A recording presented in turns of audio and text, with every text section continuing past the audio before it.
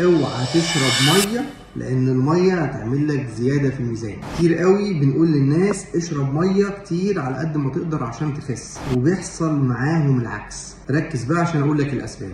للاسف احنا لما نشرب ميه بكميه كبيره عشان نخس واحنا بناخد اكل فيه كميه صوديوم وملح كتير، ده بيعمل لي زياده في الوزن رهيبه نتيجه احتباس السوائل في الجسم.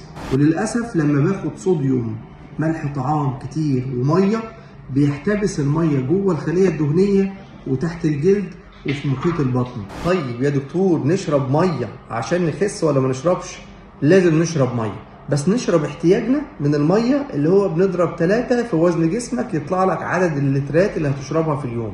رقم 2، تبعد عن الحوادق والمخللات في اكلك. ما تحطليش ملح على الاكل او السلطه كتير، ما تحطش مخللات في اكلك كتير، تبعد عن الحاجات اللي فيها نسبة ملح زيادة، ما كلش اكل فيه صوديوم زي المعلبات والحاجات اللي فيها صوصات كتير، لان دي فيها كلمة صوديوم كلورايد كتير، ودي مع المية بتحبس لي سوائل في جسمي.